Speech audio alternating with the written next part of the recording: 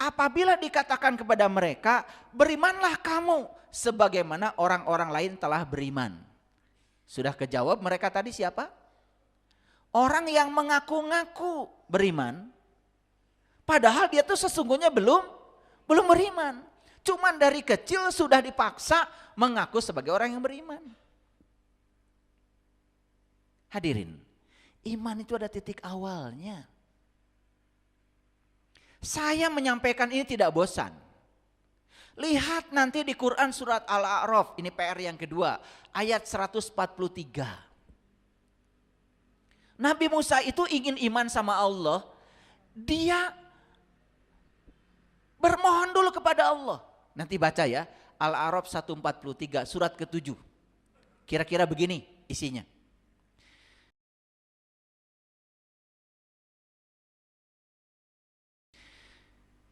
Ya Tuhanku, kata Musa, nampakkanlah diri engkau kepadaku agar aku dapat melihatmu.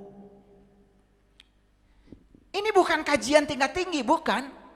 Ini kajian biasa, semua orang bisa baca kan. Ayatnya juga ada. Bukan kajian hakikat, bukan. Ini kajian syariat. Ulangi ya. Ya Tuhanku, nampakkanlah diri engkau kepadaku agar aku dapat melihatmu. Wajar gak permintaan Nabi Musa? Jawab, wajar gak? Ya masa Nabi minta yang gak wajar? Saya tanya sekali lagi, masuk akal gak permintaan Musa? Masuk akal. Kan dia ingin mengimani Allah. Maka Nabi Musa bermunajat kepada Allah. Ya Tuhanku, nampakkanlah diri engkau kepadaku agar aku dapat melihatmu. Kan permintaan itu masuk akal. Dan itu bukan ilmu rahasia. Silakan baca, makanya saya sampaikan PR-nya ya. Nanti kalau nggak percaya baca. Jangan percaya sama saya. Sekarang jangan percaya ya. Nanti kalau udah baca, ya mau percaya mau tidak boleh. Tapi sekarang jangan percaya, kan belum baca. Tapi saya sampaikan ayatnya begitu. Lalu Allah berfirman, kamu tidak akan sanggup melihatku Musa, tapi lihatlah ke gunung ini. Kan ada yang gak masuk akal di ayat itu. Musa minta melihat Tuhan. Malah Tuhan bilang kepada Musa, kamu lihatlah gunung ini. Itu mutasabihat itu. Jelas kata gunung di situ bukan cerita gunung Galunggung, gunung Merapi, bukan. Masa disuruh Musa minta melihat Tuhan, malah Tuhan nyuruh Musa melihat gunung. Gunung itu adalah lambang dari ketinggian. Melihat dari gunung pemandangannya luas. Melihat dari gunung pemandangannya indah. Tapi untuk sampai di puncak gunung syaratnya cuma dua. Satu ngos-ngosan, dua kepleset. Tapi hadiah ngos-ngosan dan kepleset itu adalah hawa yang sejuk dan pemandangan yang indah. Maka melihat dari ketinggian itu luas. Allah sudah menyuruh Musa, cuma luaskan dulu pengetahuanmu, luaskan dulu kesadaranmu, begitu. Sejukkan dulu batinmu, begitu. Itu pesannya begitu. Kemudian di ayat selanjutnya, kemudian Allah bertajali, menampakkan diri kepada Musa di gunungnya Musa. Berarti di kondisi spiritualnya Musa. Musa yang sejuk, Musa yang luas. Itu di situ Allah baru bertajali kepada Musa. Begitu bertajali kepada Musa, lalu gunungnya hancur. Musanya jatuh pingsan. Yang disebut dengan gunung hancur itu bukan gunung itu hancur. Fana. Hilang kesadaran dirinya Musa. Yang masuk ke dalam dirinya adalah kesadaran ketuhanan. Itu yang namanya pengalaman tauhid. Di situ Musa mengalami la ilaha illallah, la ilaha illa huwa, la ilaha illa anta, la ilaha illa ana.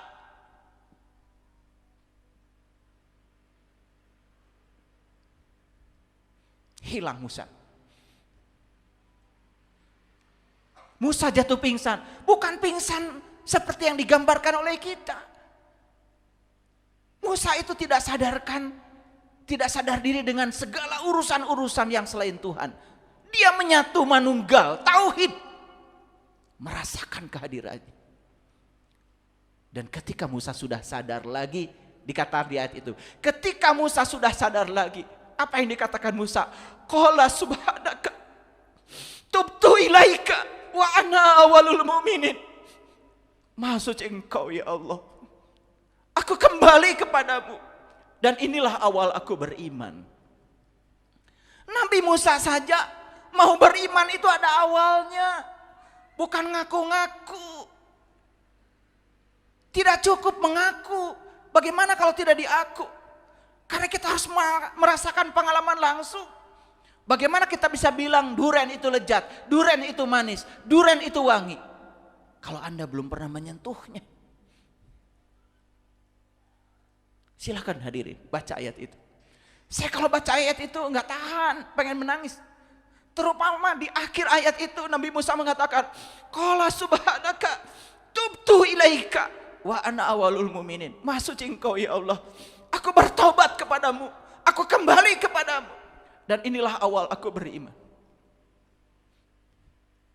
Nabi Musa yang sudah bertajali kepada Allah, Allah sudah bertajali pada dirinya Musa, itu saja tidak mengatakan dirinya orang beriman. Ini awal aku beriman. Dan beliau tidak mengatakan aku orang beriman, tidak. Ini awal aku beriman. Hadirin, apakah kita sudah mengawali iman itu seperti yang diajarkan surat Al-A'raf ayat 143?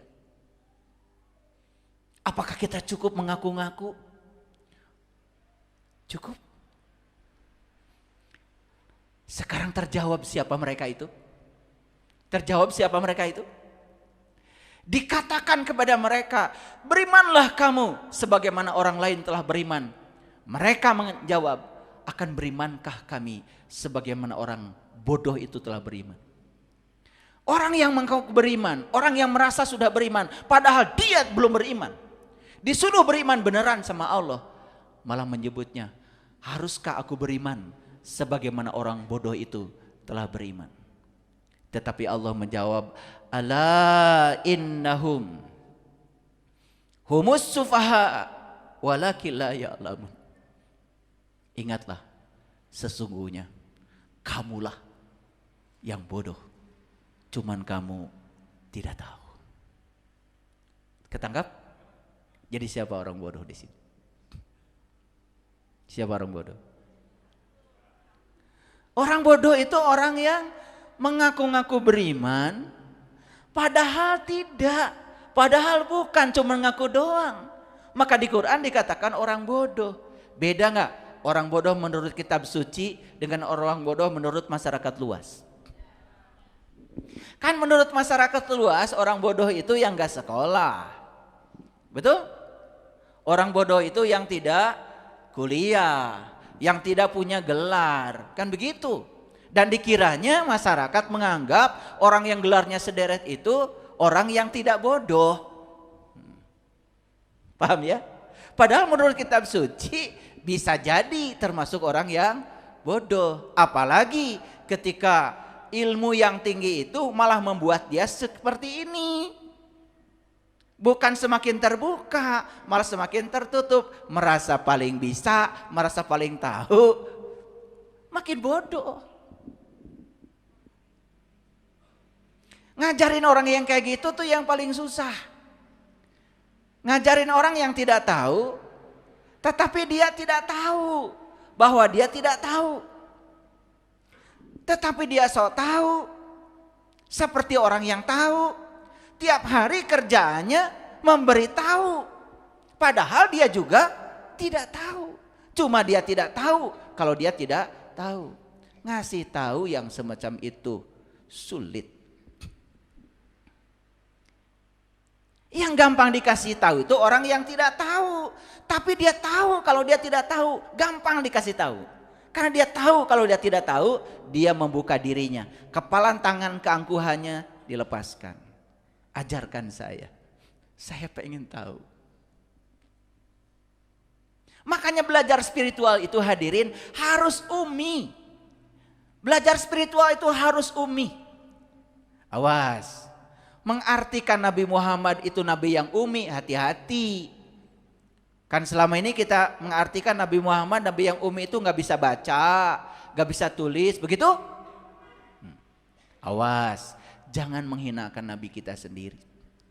Nabi kita itu saudagar, pebisnis. Tidak mungkin saudagar, pebisnis tidak bisa baca tulis. Karena tidak mungkin secara syariah beliau melakukan bisnis, transaksi tanpa ada tulis menulis. Bahkan dalam hadis-hadis dikatakan justru beliau itu sangat hati-hati ketika berbisnis, bertransaksi, hitam di atas putih. Berarti beliau nulis dong. Berarti beliau bisa baca dong. Nah, uminya beliau tuh di mana? Dalam rangka ini. Umi itu artinya untuk mencapai pengalaman rasa tidak perlu pengetahuan tentang baca tulis. Gak perlu itu. Karena apa? Mata yang dipakai pun bukan mata yang ini. Namanya mata kolbu. Bahkan orang yang tidak sekolah pun bisa. Syaratnya apa? Syaratnya jujur pada diri sendiri. Oh, ternyata saya tidak tahu. Dan sekarang saya tahu. Kalau ternyata saya tidak tahu. Itu aja. Kejawab sekarang orang bodoh? Siapa orang bodoh? Ini ngajinya sudah mengambil lompatan yang luar biasa ini. Ini lompatan kejujuran yang luar biasa. Tadi masih dalam bentuk definisi ya. Orang bodoh itu menurut Quran adalah orang yang mengaku beriman padahal sesungguhnya tidak. Langsung dijawab lebih singkat lagi. Siapa orang bodoh tuh? Saya. Itu sudah mengalami loncatan luar biasa. Tepuk tangan dong. Hadirin, untuk mencapai lompatan itu saya juga perlu waktu yang lama. Bayangkan, saya anak kiai. Dari kecil sangat kental dengan agama. Ikhfa, huruf ikhfa saya hafal. Boleh kalian tanya, cek saya huruf ikhfa. Yang 15 hafal. Idhar hafal. Idgham biguna hafal. Coba cek idgham biguna apa aja. Ya nun mim waw. Hebat saya. Idgham bilaguna lam ro hafal. Bayangkan. Dari kecil di lingkungan beragama. Betul? Saya merasa saya ini dari kecil sudah jadi orang beriman. Kemana-mana baju saya koko. Ya baju takwa itu. Saya nggak lepas peci. Makanya kenapa saya lepas peci? Pusing saya kalau pakai peci. Jadi supaya saya nggak pakai peci itu supaya ini terus, ihram terus. Kan kalau kita sudah menjatuhkan niat untuk ihram, nggak boleh ada tutup kan? Makanya saya nggak pakai tutup. Biar akses saya pada ilmu yang tinggi tidak tertutup. Itu maksudnya. Jangan ikut-ikut saya ya.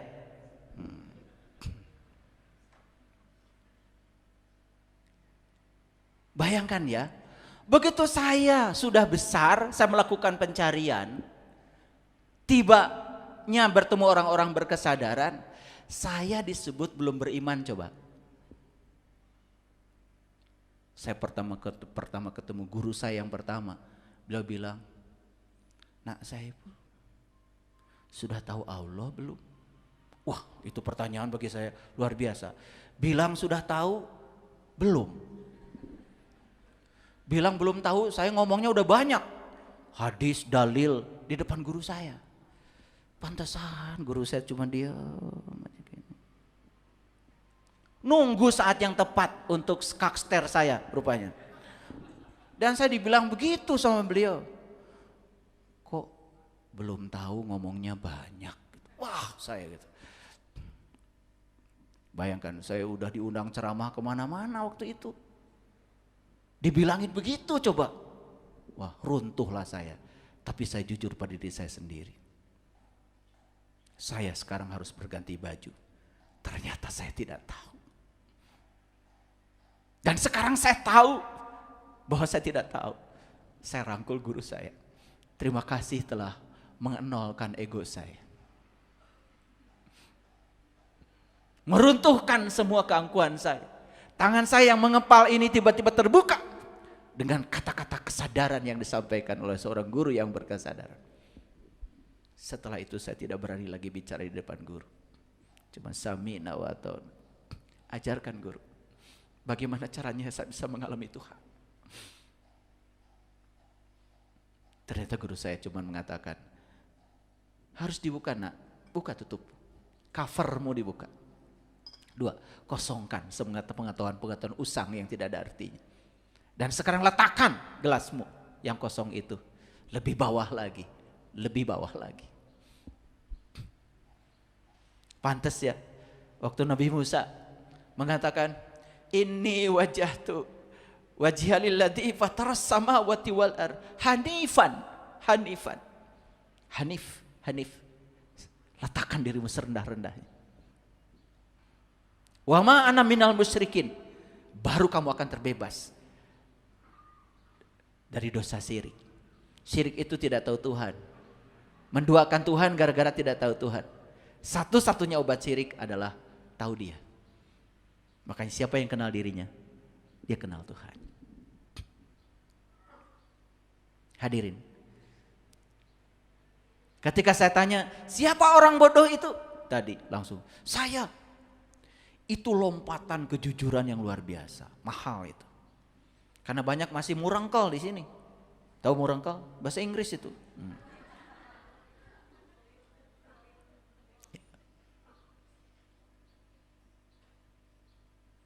Kata Dul Sumbang, ningali aing susah sia senang, ningali aing senang sia susah, aing moyan sia anu hareudang, aing beunghar sia anu jangar. Betul nggak? Aing sukses sia anu stres. Itu lagu bagus sekali, itu lagu favorit saya. Keren itu lagu itu, penyakit hati. Nah kalau masih ada penyakit hati ya, merasa paling benar, merasa paling soleh, merasa paling suci, didandani tubuh dengan kain yang disebut suci oleh dirinya, makin tertutup terhadap pandangan orang lain, sangat berbahaya. Makanya kuncinya sederhana hadirin, jujur aja pada diri sendiri. Sudah ketemu sekarang orang bodoh? Oh ternyata orang bodoh itu siapa? Luar biasa ya. Luar biasa. Yang sebelah sana nggak ada suaranya, sebelah sini aja. Keren ya. Saya senang sekali. Nah hadirin, ngaji yang berkesadaran itu begitu. Mendobrak semua ego kita, diri palsu kita. Lalu kita mau mengubah diri. Gak apa-apa. Saya disebut orang bodoh juga saat ini. Karena orang yang menyatakan dirinya bodoh saat ini, dia punya masa depan. Tapi orang yang tidak mau jujur pada diri sendiri hari ini, tidak punya masa depan. Gak punya masa depan. Yuk kita lihat ayat berikutnya. Ini Quran surat Al-A'raf ayat 199. Khudil afwa wa'mur bil urfi wa'arid anil jahilin. Nah ini kita lihat lagi versi kitab suci tentang orang bodoh, versi lain.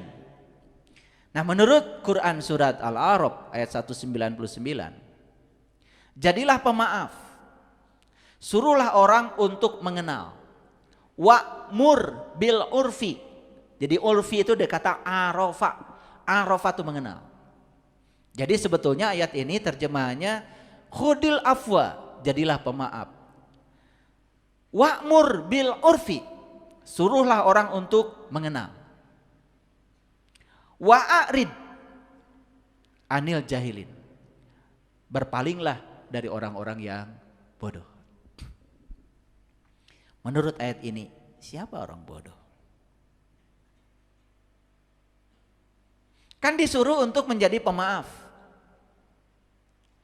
Disuruh untuk menjadi orang yang mengenal.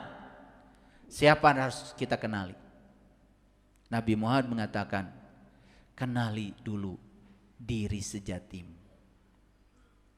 Hadirin, saya sudah habis kata-kata. Pengetahuan sejati yang paling tinggi adalah pengetahuan tentang diri. Karena kalau kita sudah tahu siapa diri kita, bukan sekedar kita menjadi tahu diri, tapi kita bisa menjalankan kehidupan dengan penuh sukacita, berkelimpahan. Bahkan hidup itu gratis sebetulnya. Karena cara kita memandang kehidupan, cara menempatkan diri kita, cara menempatkan Allah Tuhan kita, dengan pengenalan itu jadi beres semuanya. Orang yang tidak kenal jati dirinya, berantakan.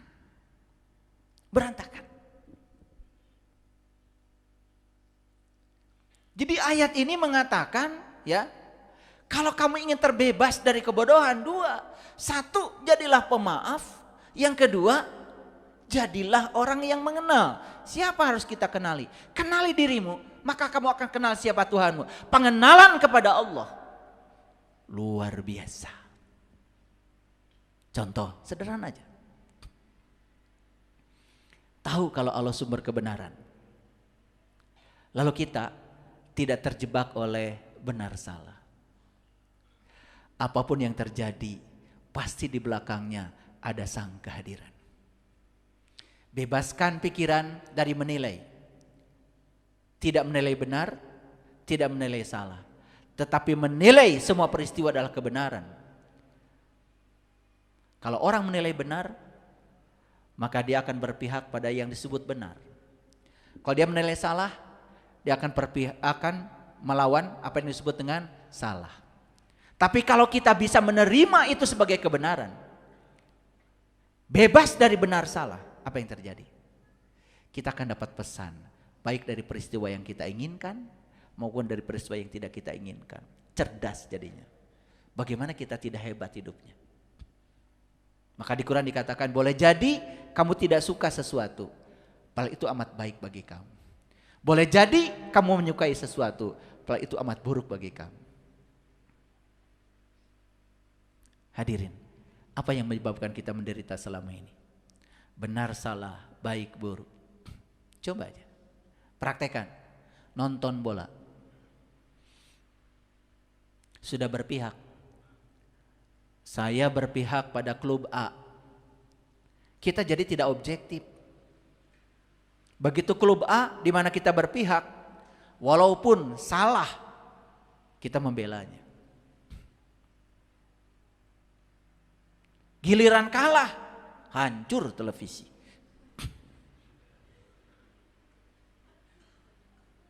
Mending cuman hancur televisi, masuk rumah sakit, stroke. Padahal kalau kita mikir, pemain bola itu namanya pemain profesional. Di liga yang sekarang dia ada di klub A.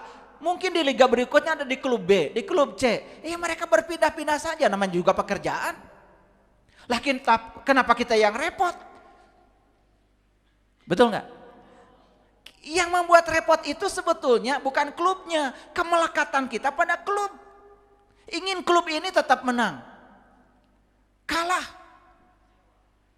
kecewa. Kalau menang, sombong, turun ke jalan. Betul nggak? Inilah ketika kita terjebak benar salah, baik buruk, kita jadi tidak berlaku adil. Akibatnya kita jadi cinta buta. Anak kita walaupun salah, dibela habis-habisan. Orang lain walaupun benar, dianggap salah. Itulah cinta buta. Kegelapan. Jadi orang bodoh menurut kitab suci yang kedua, satu, yang sulit memaafkan. Dua, yang tidak mengenal dirinya sendiri. Tambah ya sekarang. Jadi kalau begitu siapa orang bodoh? Kita. Lu kaliku, gua kagak. Pengen bareng-bareng aja. Pakai kita segala. Hadirin. Memaafkan itu bukan membuka jalan buat orang lain. Memaafkan itu membuka jalan buat dirimu sendiri. Memaafkan itu membuka jalan buat kamu, bukan buat siapa-siapa. Makanya saya sering mengatakan memaafkan itu ego. Kenapa? Karena memaafkan itu untungnya lebih banyak buat yang memaafkan daripada yang dimaafkan. Makanya orang yang bodoh tidak mau memaafkan. Orang yang bodoh terus membina kebencian. Iya. Akibatnya apa? Penyakit hati.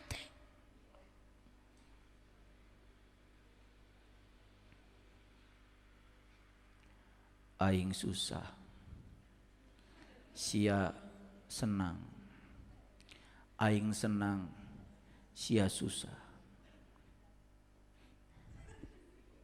Aing beunghar, sia jangar.